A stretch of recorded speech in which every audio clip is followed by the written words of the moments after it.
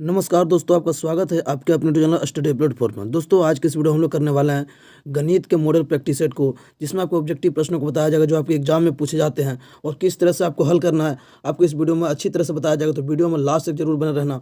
और अगर वीडियो पसंद है तो वीडियो को लाइक कर देना। अगर चैनल पर पहली बार जुड़े तो चैनल को भी सब्सक्राइब करके बेल आइकन को भी प्रेस कर लेना। तो चलिए हम वीडियो को शुरू करते हैं। तो हमारा सबसे पहले प्रश्न की ओर बढ़ते हैं, जो हमारा ऑब्जेक्टिव प्रश्न रहने वाली है। तो चलिए, हमारा सबसे पहला प्रश्न है इसमें, जिसमें हमसे पूछा गया है कि 7/20 का दशमलव प्रसार क्या होगा। तो आपको बताना है कि 7/20 का दशमलव प्रसार क्या होगा। तो हम दशमलव प्रसार कैसे निकालते हैं कि कोई भी भिन्न शांत है या अशांत है तो किस तरह से निकालेंगे। तो सबसे पहले आपको समझना है कैसे। तो जैसे कि हमारा दिया हुआ 7/20 है, क्या दिया हुआ 7/20। तो हम सबसे पहले क्या करते हैं ना कि हम जो भी हर में दिया तो उसे हम तोड़ते हैं। तो तोड़ेंगे कैसे, 2 दूनी 4 और 4 पचे 20। क्या हो गया हमारा, इस तरह से तोड़ेंगे और देखते हैं कि 2 और 5 के अलावा कोई अगर और संख्या आ जाती है तो वो होती है अशांत। अगर 2 और 5 के अलावा कोई और संख्या नहीं आती है तो वो होती है शांत। तो हमारे इसमें देखते हैं कि 2 और 5 के अलावा और कोई संख्या नहीं आया, इसलिए हमारा क्या हो जाएगा, तो ये हमारा दशमलव प्रसार शांत हो जाएगी। तो चलिए, हमारा अगला प्रश्न है अब 2 नंबर। पूछा गया हमसे कि पाई एक क्या है। तो पाई हमारा क्या है, परिमेय है, अपरिमेय है, प्राकृत है या पूर्णांक है। तो पाई एक हमारा होता है अपरिमेय संख्या। आप लोग इसे याद रखिएगा, डायरेक्टली क्वेश्चन पूछा जाता है कि पाई एक क्या है तो अपरिमेय संख्या हो जाएगा। चलिए, हमारा अगला प्रश्न है 3 नंबर, जिसमें पूछा गया है कि मस्सा दिया हुआ है, दो संख्याओं का मस्सा कितना दिया हुआ है। तो दो संख्याओं का मस्सा हमारा 15 है और लसा हमारा 105 है। उनमें से एक संख्या हमारा 5 है, तो दूसरी संख्या क्या होगा। तो दूसरी संख्या कैसे निकालते हैं, जैसे कि हम पहली संख्या को अगर ए मानते हैं और दूसरी संख्या को बी मानते हैं, तो हमारा होता है क्या कि दो संख्याओं का गुणनफल, मतलब ए गुना बी बराबर क्या होता है, तो हमारा होता है एलसीएम गुना एचसीएफ। क्या होता है, एलसीएम गुना एचसीएफ। तो हम लिखते हैं एलसीएम गुना एचसीएफ, मतलब क्या होता है कि लसा गुना मसा। तो पहली संख्या हमारा कितना दिया हुआ है 5, तो हम एक को 5 मान लिए हैं और बी हमें निकालना है दूसरी संख्या। एलसीएम हमारा 105 है और एचसीएफ हमारा 15 है। इस तरह से निकालते हैं। 5 से यहाँ काटेंगे तो 5 दिए 15, तो हमारा बी बराबर क्या आ जाएगा निकल के। तो यहाँ पर देख सकते हैं कि बी बराबर निकल के आ जाए क्या, यहाँ से गुना करेंगे तो क्या आ जाएगा 315। तो 315 हमारा राइट ऑप्शन हो जाएगा कौन सा, ऑप्शन सी इसका बिल्कुल सही जवाब हो जाएगा 315। चलिए, हम अगले प्रश्न की ओर बढ़ते हैं। हमारा अगला प्रश्न है 4 नंबर। पूछा है कि निम्नलिखित में से कौन अपरिमेय संख्या है। तो अब अपरिमेय संख्या इसमें से कौन है तो आपको बताना है। तो कैसे निकालते हैं, जिसका हम वर्गमूल नहीं निकाल सकते वो होती है अपरिमेय संख्या। तो हमारा ऑप्शन भी इसका बिल्कुल सही जवाब हो जाएगा, क्योंकि 3/5 को हम रूट से नहीं बाहर निकाल सकते हैं, इसलिए क्या हो जाएगा अपरिमेय संख्या। बाकी जो इसमें 4 ऑप्शन दिए हैं वो तीनों ऑप्शन है जो परिमेय है और एक हमारा बी है जो अपरिमेय हो जाएगा। तो चलिए, हमारा अगला प्रश्न है 5 नंबर। पूछा गया कि निम्नलिखित में से कौन द्विघात समीकरण है। तो द्विघात समीकरण क्या होती है हमें, कि जिसमें हम चर राशि का पावर 2 रहता है, जैसे कि x है तो x का पावर 2 होना चाहिए, वो होता है हमारा द्विघात समीकरण। अब पहला में देखते हैं तो हमारे x का पावर 2 है, इसलिए ए ऑप्शन बिल्कुल सही हो जाएगा। दूसरा में देखते हैं तो x का पावर 2 है, लेकिन इधर भी x का पावर 2 है, तो हमारे x से गुना करेंगे 2 और से 2x² कट जाएगा, तो ये हमारा नहीं होगा। और इसमें पावर 3 है तो ये त्रिघात हो जाएगा, इसमें 2 नहीं है तो ये द्विघात नहीं होगा।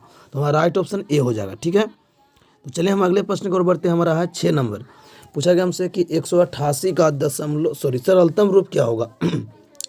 तो 188/220 का सरलतम रूप बताना है।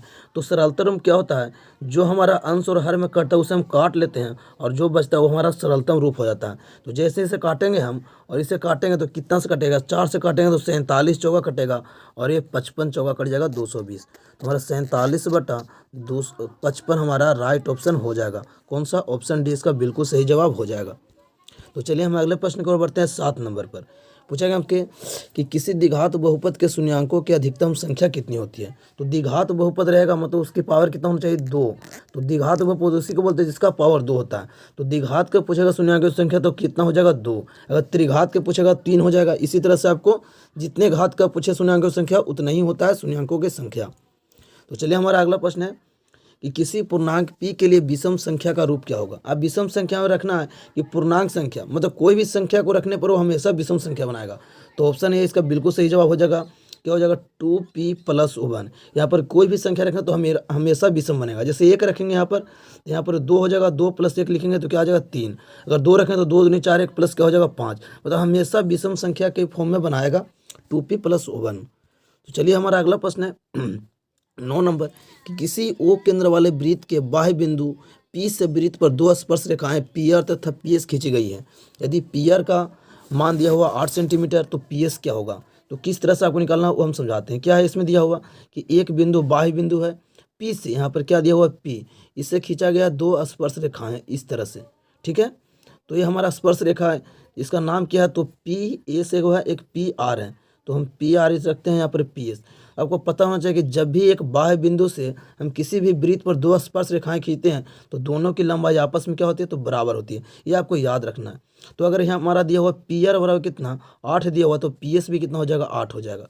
तो राइट ऑप्शन हमारा ए हो जाएगा। इस तरह से आपको याद रखना होगा, ठीक है। तो चलिए हम अगले प्रश्न की ओर बढ़ते हैं।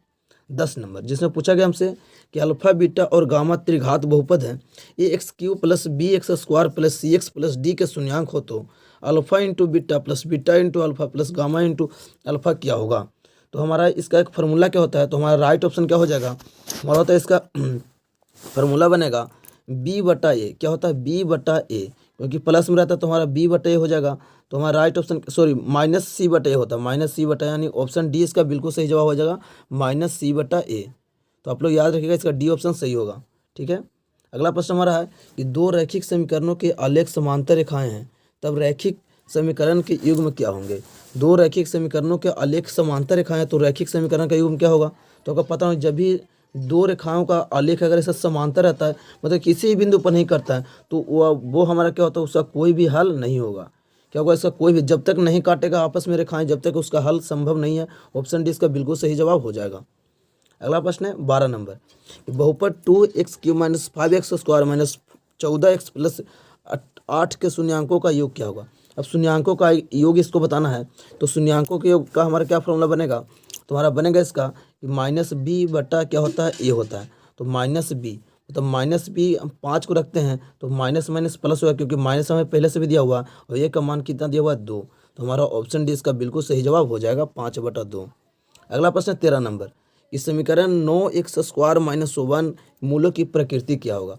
तो 9x स्क्वायर है ना, ऐसे करके 9x स्क्वायर माइनस 1 है तो इधर जाएगा हमारा प्लस में, तो x स्क्वायर बराबर क्या आ जाएगा हमारा 1/9। तो x स्क्वायर का मान हमारा 1/9 है, तो x का मान हम जैसे इसको रूट में करेंगे तो 1/3 निकल के आएगी, प्लस माइनस 1/3। तो ये तो हमारा क्या आ गया, वास्तविक तो हो गया, लेकिन क्या दोनों अलग अलग निकल के आएगी, एक 1/3 एक माइनस 1/3, मतलब दोनों असमान होगी, तो वास्तविक और असमान। चलिए हमारा अगला प्रश्न है 14 नंबर, पूछा गया हमसे कि त्रिभुज ABC में PQR समरूप है, तो कोण A बराबर 42 डिग्री, कोण R बराबर 80 डिग्री, तो कोण B का मान क्या होगा। तो अब हमें निकालना है कैसे, तो एक दो त्रिभुज दिया हुआ, एक ABC है और एक PQR है और दोनों समरूप हैं। तो चलिए हम यहाँ लिखते हैं ABC और यहाँ पर लिखते हैं PQR। तो PQR इस तरह से लिख दिए, ठीक है। अब हमारा क्या दिया हुआ है कि ए बराबर कितना डिग्री दिया हुआ है, तो 42 डिग्री। तो हमारा ए बराबर 42 है, तो इसमें पी बराबर 42 होगा, क्योंकि समरूप से बराबर होगा। अब आर का मान कितना दिया हुआ हमारा, तो आर का मान दिया हुआ 80। कितना दिया हुआ 80। तो पूछता है कि बी का मान क्या होगा, तो इसका मान क्या हो पूछता है। तो हमारा जब ये आर का मान 80 है तो इसमें सी का मान 80 होगा ना। तो इस सी का मान 80 है और ए का मान कितना दिया हुआ 42, तो तीनों कोणों का योग होता है 180 होता है। तो हमारा पूछा है कोण बी बराबर, तो 180 में से ये दोनों को जोड़कर अगर घटा लेते हैं, कितना जोड़ेंगे 80 और 42 को, तो हमारा कितना आ जाएगा 122। तो 122 को घटाएंगे तो हमारा 58 डिग्री कोण बी का मान आ जाएगा, यानी ऑप्शन कौन सा सही हो जाएगा, ऑप्शन सी इसका बिल्कुल सही जवाब हो जाएगा। तो चलिए हमारा अगला प्रश्न है, ऑप्शन सी होगा इसका, सॉरी ऑप्शन सी। चलिए हमारा अगला प्रश्न है 15 नंबर, बहुपद x स्क्वायर माइनस 5 के शून्यांक क्या होगा। शून्यांक निकालने के लिए सबसे ईजी क्या होता है ना कि x स्क्वायर माइनस 5 के शून्यांक को बराबर 0 रखेंगे और यहाँ से x स्क्वायर का मान क्या आएगा 5, तो x का मान हमारा क्या आ जाएगा, एक प्लस में आएगा 5 √5 आएगा, क्योंकि स्क्वायर जाएगा उधर रूट में, एक माइनस में आ जाएगा √5। तो हमारा यही इसका क्या शून्यांक आएगा, एक प्लस √5 एक माइनस √5। कौन सा ऑप्शन में है, तो हमारा ऑप्शन आ जाएगा ऑप्शन सी, प्लस √5 और माइनस √5। तो आशा करता हूं दोस्तों कि इन सारे प्रश्नों को आप लोग अच्छे से समझ गए होंगे। अगर वीडियो पसंद है तो वीडियो को लाइक कर दीजिए, चैनल को अभी तक सब्सक्राइब नहीं किया तो चैनल को सब्सक्राइब कर लीजिए, क्योंकि हमारे चैनल पर सभी सब्जेक्ट की मॉडल प्रैक्टिस सेट कराई जा रही है। तो आप लोग इस चैनल को सब्सक्राइब करके चैनल से जुड़े रहें और सभी प्रैक्टिस सेट को करते रहें। तो चलिए दोस्तों मिलते हैं अगले वीडियो में, तब तक के लिए जय हिंद जय भारत।